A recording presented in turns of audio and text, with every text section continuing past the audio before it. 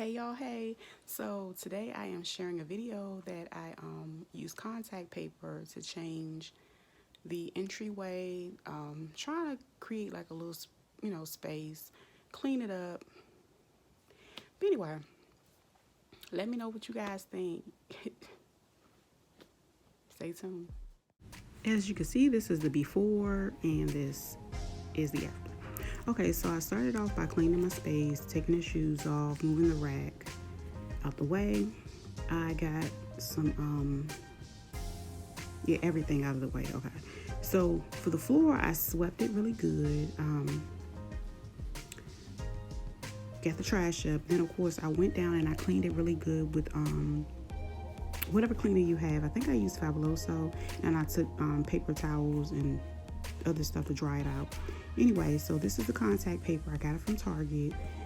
I started out by measuring my pieces.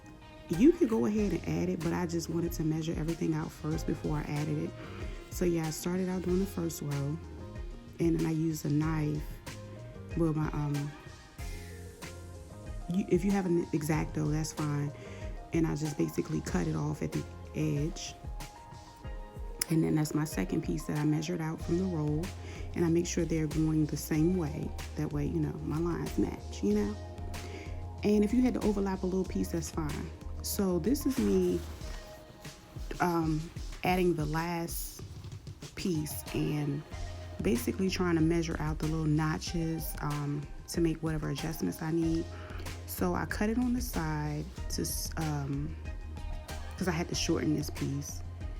And as you can see, I'm going to take that same notch and I'm going to cut that extra piece off.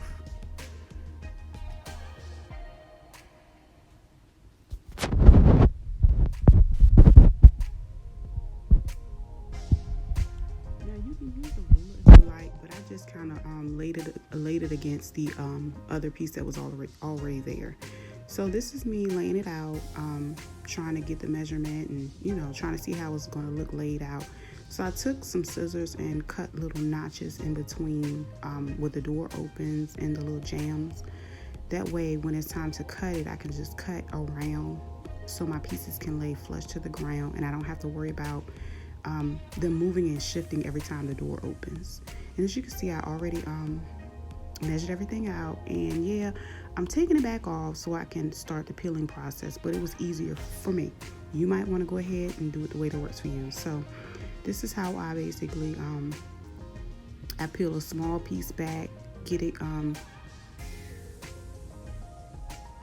connected to the floor, and then I just kind of ease my way down.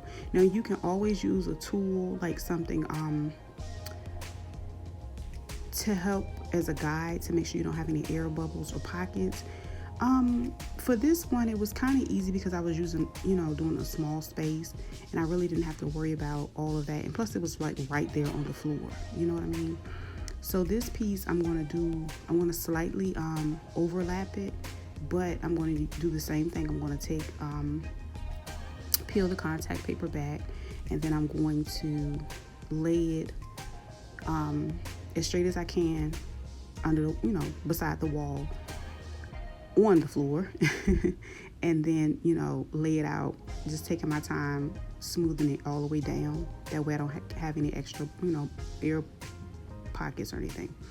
And then for the third piece, I'm doing the same thing. And as you remember previously, I went ahead and cut around the extra pieces for the floor, okay?